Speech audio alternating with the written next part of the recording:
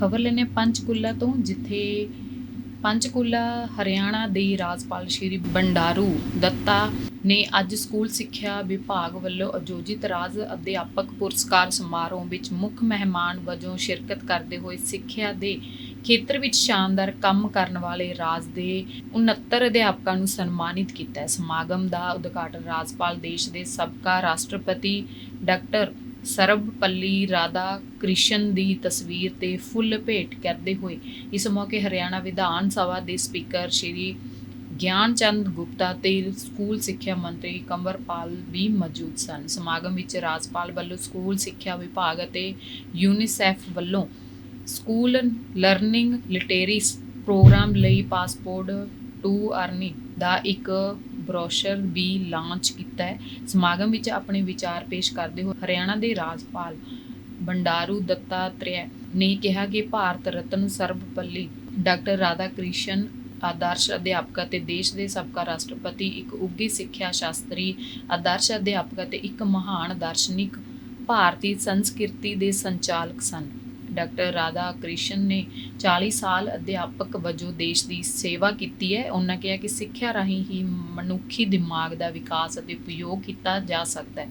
ਤੁਸੀਂ ਕਿੱਧਰੋਂ ਵੀ ਕੁਝ ਸਿੱਖ ਸਕਦੇ ਹੋ, ਉਸ ਨੂੰ ਆਪਣੀ ਜ਼ਿੰਦਗੀ ਵਿੱਚ ਉਤਰਨਾ ਚਾਹੀਦਾ ਹੈ। ਡਾਕਟਰ ਰਾਧਾ ਕ੍ਰਿਸ਼ਨ ਦੇ ਵਿਚਾਰ ਅੱਜ ਵੀ ਲੱਖਾਂ ਨੌਜਵਾਨਾਂ ਲਈ ਪ੍ਰੇਰਨਾ ਸਰੋਤ ਨੇ ਅਤੇ ਉਹਨਾਂ ਦੇ ਵਿਚਾਰਾਂ ਨੂੰ ਆਪਣੇ ਜੀਵਨ ਵਿੱਚ ਅਪਣਾ ਕੇ ਸਫਲਤਾ ਦੀਆਂ ਬੁਲੰਦੀਆਂ ਨੂੰ ਛੂਹ ਰਹੇ ਨੇ। ਉਹਨਾਂ ਕਿਹਾ ਕਿ ਅੱਜ ਅਧਿਆਪਕ ਦਿਵਸ ਦੇ ਮੌਕੇ ਤੇ ਸਾਨੂੰ ਇਸ ਗੱਲ ਤੇ ਵਿਚਾਰ ਕਰਨਾ ਚਾਹੀਦਾ ਹੈ ਕਿ ਸਭ ਨੂੰ ਸਿੱਖਿਆ ਪ੍ਰਦਾਨ ਕਰਨ ਦੇ ਟੀਚੇ ਦੀ ਪ੍ਰਾਪਤੀ ਵਿੱਚ ਕਿਹੜੀਆਂ ਰੁਕਾਵਟਾਂ ਹਨ ਤੇ ਉਹਨਾਂ ਨੂੰ ਕਿਵੇਂ ਦੂਰ ਕੀਤਾ ਜਾ ਸਕਦਾ ਹੈ। ਇਸ ਮੌਕੇ ਹੋਰ ਉਹਨਾਂ ਨੇ ਕੀ ਕਿਹਾ, ਆਓ ਸੁਣਦੇ ਹਾਂ ਪੂਰੀ ਖਬਰ। डॉक्टर सर्वपल्ली राधाकृष्णन जी का जन्म दिवस के अवसर पर शिक्षक दिवस मनाया जा रहा है और शिक्षकों का पुरस्कार और सम्मान करना हमारा दायित्व बनता है। इसलिए आज राज्य सरकार, हरियाणा राज्य सरकार इस कार्यक्रम को इस संदर्भ में भी उन्होंने फाइनेंशियल इंक्लूजन का नया जो है विद्यार्थियों को सिखाने के लिए प्रारंभ किया है। ये बहुत अच्छी बड़ी कदम है। इसलिए कि जो अधुनातन जितने भी नैपुण्यता है, स्किल्स है और बैंकिंग सेक्टर से डिजिटलाइजेशन है, ऐसे सारे विषय जो है उनको अच्छी जानकारी लेने से आगे इसमें वो बढ़कर रोजगार प्राप्त करने के लिए बहुत ही सुलभतर मार्ग हो सकता है। तो इसलिए आज जो पहली बार फाइनेंशियल इंक्लूजन का चार्टर शुरुआत किया, उसके लिए मैं राज्य सरकार को अभिनंदन करना चाहता हूँ। वैसे डॉक्टर सर्वपल्ली राधाकृष्णन उनका 136वां दिवस जन्मदिन हमारे पूर्व राष्ट्रपति थे। अच्छे शिक्षक के रूप में देश में नैतिक मूल्यों को और भारतीय संस्कृति को उच्च स्थिति में लेकर गया। ऐसे विद्वान, ऐसे महान शिक्षक, उनको आदर्श के रूप में लेकर हमारे शिक्षक आगे बढ़े और न्यू एजुकेशन पॉलिसी, नई शिक्षा नीति प्रधानमंत्री नरेंद्र मोदी जी ने जो दिया है, ये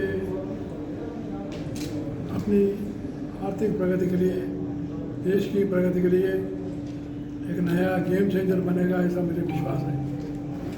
इसको भी अमल करने के लिए हमारे सारे शिक्षक लोग इसको आगे बढ़ाना चाहिए। जैसे कि राज्य सरकार ने 2025 तक पूरा हरियाणा राज्य में लागू करने का निर्णय लिया है। तो इसके लिए शिक्षकों का बहुत ही महत्व योगदान रहता है। इसलिए मैं और एक बार वो शिक्षक पुरस्कार प्राप्त हुए उनको और शिक्षकों को सबको इस शिक्षक दिवस के अवसर पर अभिनंदन करते हुए समाप्त करता हूँ। सर्वपल्ली राधाकृष्ण जी की स्मृति में शिक्षक दिवस पूरे देश में मनाया जाता है। और डॉक्टर सर्वपल्ली राधाकृष्ण एक शिक्षक थे, शिक्षक से राष्ट्रपति बने, और उसके साथ साथ जिस प्रकार से हमारी संस्कृति में उनका बहुत बड़ा योगदान है और उसके प्रति जो उनका समर्पण भाव है, तो इससे लेकर ही मैं समझता हूँ इसको शुरू किया गया शिक्षक दिवस के रूप में। और आज 69 शिक्षक जो हैं उनको हमने सम्मानित किया। उनमें से 34 जो हैं वो 2022 के हैं और 35 जो हैं वो 2023 के स्वराज्य पुरस्कार दिया गया। आज जो ऐप भी जारी, जो पोर्टल भी जारी किया गया, इसमें हमने जो फाइनेंशियल विषय हैं उनको लेके, ताकि बच्चे उसमें उसका लाभ उठा सकें और भी कुछ ज़्यादा जानकारी ले सकें। और यूनिसेफ के साथ मिलके हमने इस प्रोग्राम को चालू किया है और यूनिसेफ ने हमें आमंत्रित भी किया अपने प्रोग्राम में। हालांकि 200 देश उसके साथ मिलके काम कर रहे हैं, लेकिन मैं समझता हूँ कि प्रदेश के लिहाज से हरियाणा एक ऐसा प्रदेश है जिसको उसने इस प्रकार का अवसर दिया है। और जो हमने 5 लाख टैब बच्चों को दिए हैं, तो ये मैं समझता हूँ विश्व में अपने तरह का एक पहला काम है जो किसी राज्य सरकार ने जो इतना बड़ा कार्य किया है, और इसको उन्होंने मान्यता दी है। और अभी उनका सम्मेलन है और उसमें भी उन्होंने हरियाणा की ओर से हमें आमंत्रित किया। अपने बस का भी लॉन्च किया। देखिए, बस हमने शुरू कर रखी है, ये अपना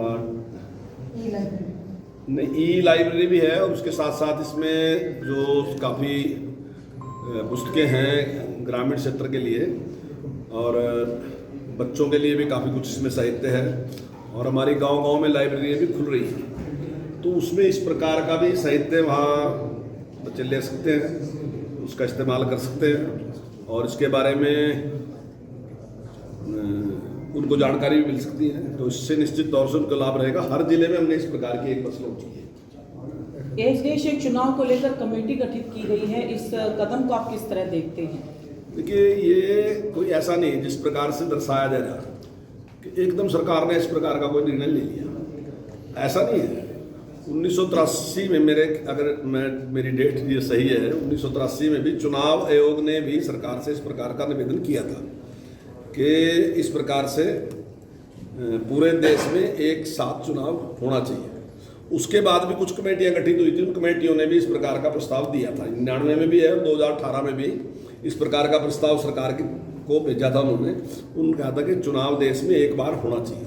इससे बहुत बड़ा आर्थिक लाभ भी मैं समझता हूँ। आज की तारीख में अगर लोकसभा का चुनाव होता है तो लगभग 1 लाख करोड़ रुपए के करीब सरकार का खर्च होता है, और अगर ये 2 बार करोगे तो फिर लगभग डबल ही होगा।